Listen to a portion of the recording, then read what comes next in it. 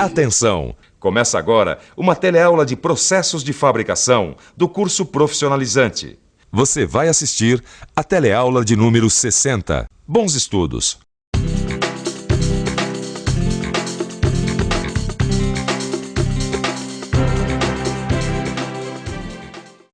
Na última teleaula, você conheceu vários processos que permitem o acabamento especial de uma peça. É o caso do brunimento, do polimento e da lapidação. Hoje você vai conhecer mais dois processos para o perfeito acabamento de uma peça.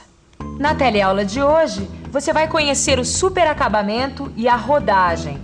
Vai aprender como dar acabamento em uma peça com cada um desses processos.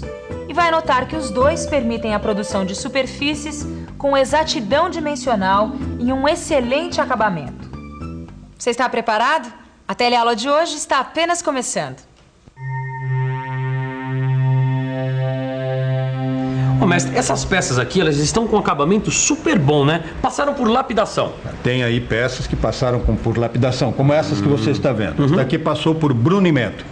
Esta aqui por polimento. Peraí, essa história de superacabamento, eu não estou por dentro desse processo. A gente aqui não trabalha com máquina de superacabamento.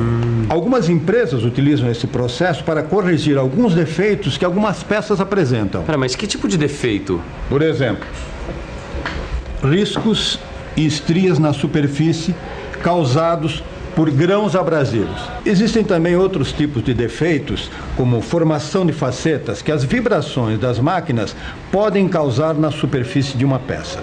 Eu estou curioso para conhecer uma máquina de superacabamento. Olha aí, essa é a máquina que faz o superacabamento.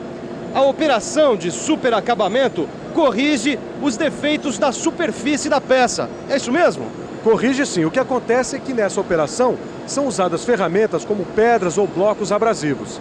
Essas ferramentas atuam na superfície da peça, eliminando imperfeições como riscos, estrias e facetas. O que são facetas? Facetas são microfaces que se formam na superfície da peça durante a retificação. Elas podem ser provocadas por folga no eixo ou pelo desbalanceamento do rebolo. E outros fatores também podem comprometer o acabamento de uma peça. Mau estado do mecanismo de movimentação da mesa, rebolo muito duro ou de granulação muito fina. Uma superfície superacabada deve ter o aspecto de um espelho fosco, desse modo aqui. Puxa vida, hein? E o superacabamento é feito aqui dentro. Mas qual é a diferença entre superacabamento e retificação? Ah, existem muitas diferenças.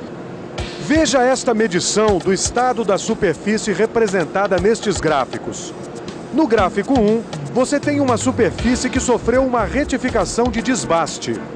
Veja a profundidade das estrias em relação ao gráfico 2, que representa uma peça que sofreu uma retificação de acabamento. Veja agora estes gráficos representando superfícies que passaram pelo superacabamento. No gráfico 3, que é um superacabamento de desbaste, já dá para notar que as estrias são menos profundas que na retificação de acabamento. E no gráfico 4, que representa um superacabamento de acabamento, a superfície é quase igualada de modo integral. Olha essas figuras aqui. Elas mostram duas superfícies em contato. Na figura A, você vê duas superfícies retificadas. E na figura B, você vê duas superfícies superacabadas. Como você viu, o superacabamento permite uma superfície sem estrias, sem saliências, ou seja, ele corrige os defeitos da peça. No seu livro de estudos, você vai encontrar mais detalhes sobre a diferença entre os processos de retificação e superacabamento. Mas você deve estar se perguntando como é feita uma operação de superacabamento, não é? Então vamos ver de perto esse processo.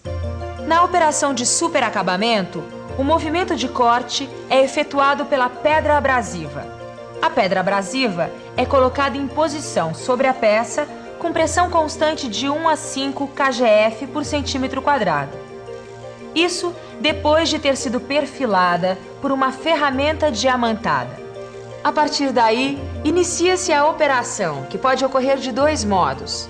Primeiro, com a peça sendo deslocada ao longo da pedra abrasiva, como acontece na fabricação de rolos para rolamentos, que é lapidação externa. Segundo, com a peça girando e a pedra internamente oscilando, que é a lapidação interna.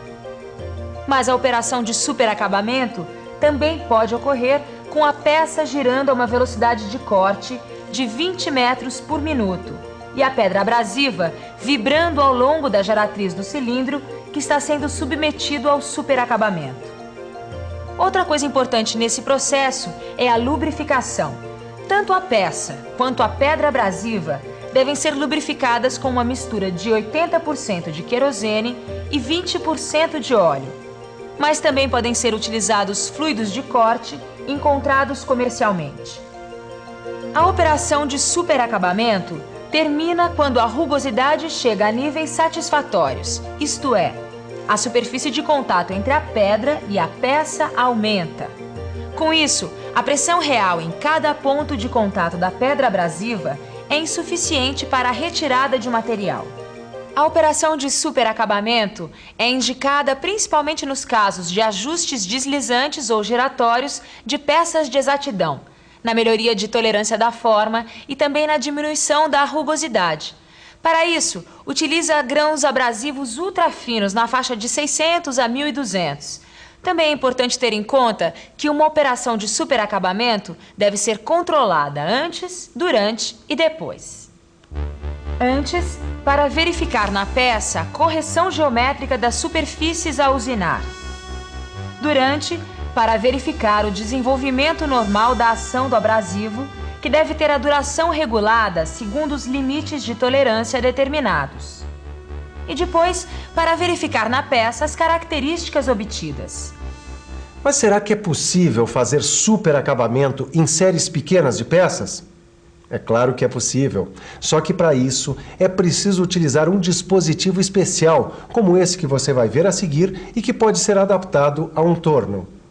Veja como fica esta adaptação quando vista de frente. Repare bem na posição da peça, da pedra abrasiva e do porta-pedra. Veja também como fica o dispositivo quando visto pela esquerda e por cima. Com essa adaptação, é possível aplicar o superacabamento em outros tipos de peças, como eixos de comandos ou virabrequins. Mas existem também outros tipos de máquinas de superacabamento usadas para o acabamento de superfícies cilíndricas externas sem centro, de superfícies planas e de superfícies cilíndricas internas. Quer dizer, então, que o superacabamento corrige defeitos da retificação. Agora, e essa história de rodagem? Eu não conheço muito bem essa operação. A operação de rodagem ela serve para melhorar a exatidão dimensional de uma peça. O seu acabamento superficial e as tolerâncias de forma e posição de uma superfície retificada. Sabe onde é muito usado esse tipo de operação? Não. No acabamento do fio de esquadro de luz, em réguas de luz, na vedação de válvulas e suas sedes, no acabamento do contato de micrômetros. Espera aí, mas esse processo ele é manual? Pode ser manual e pode ser feito em máquina, dependendo do caso. Agora, nos dois casos, você pode executar esse trabalho em superfícies cilíndricas internas, como é esse caso. Superfícies cilíndricas externas, como é esse caso. E superfícies planas externas, como é este caso aqui. Tudo bem, mas a gente deve usar algum tipo de abrasivo nessas operações. Isso mesmo, só que no processo de rodagem, o abrasivo se apresenta em forma de pó. Eu queria conhecer um pouco mais de perto esse assunto. E você?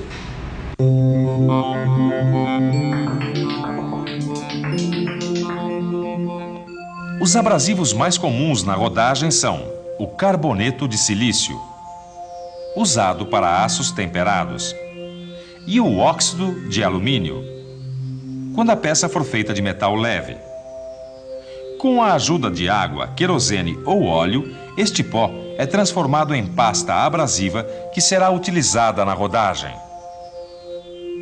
Estes abrasivos devem trabalhar com uma pressão de 8 kg força por centímetro quadrado, ou seja, 800 kPa, e velocidade de corte de 20 a 30 metros por minuto. E a escolha da granulação dos abrasivos vai depender do acabamento que se quer obter. Se você quiser uma superfície acabada, pode usar uma granulação entre 60 e 300. No entanto, se a exigência do trabalho for uma superfície perfeita, espelhada ou lapidada, use uma granulação acima de 400. Granulações mais finas, acima de 800, também podem ser utilizadas com métodos adequados. Enquanto na operação de superacabamento, a retirada de sobremetal varia de 1/1000 de milímetro a 1/100 de milímetro.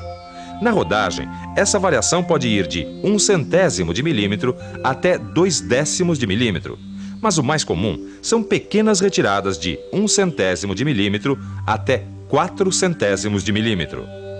Até aqui você teve muitas noções sobre o processo de rodagem. Agora, chegou a hora de ver como é realizada a operação de rodagem de uma superfície plana com máquina. No seu livro de estudos, você também vai encontrar detalhes da mesma operação feita manualmente.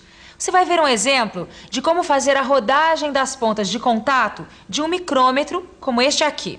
O objetivo da operação vai ser tornar planas, paralelas e com baixa rugosidade as superfícies de contato do micrômetro. Para realizar a operação, você vai precisar de um micrômetro para lapidar, limpo e ajustado. 2 discos de lapidação, abrasivo em pasta, plano óptico para controle de planeza, rugosímetro, benzina, algodão, pano e querosene, rolete cônico. Para realizar a operação, você deve obedecer aos seguintes passos. Fixe o micrômetro na lapidadora pela ponta móvel. Anote o valor da abertura, pois você vai precisar dela nas fixações posteriores. Neste caso, a abertura utilizada é de 10 milímetros. Em seguida, limpe o disco com querosene. Coloque a pasta abrasiva na superfície do disco e espalhe-a com o rolete cônico. Regule a mesa onde está fixado o micrômetro, de forma que a face do contato que vai ser rodada fique paralela à face do disco. A primeira face a ser rodada tanto pode ser a fixa quanto a móvel. Com tudo preparado, inicie a rodagem propriamente dita. Repare que na rodagem por máquina, a peça permanece parada enquanto os abrasivos entram em movimento. Troque o disco de lapidação. Utilize disco para abrasivo de 1 a 2 microns.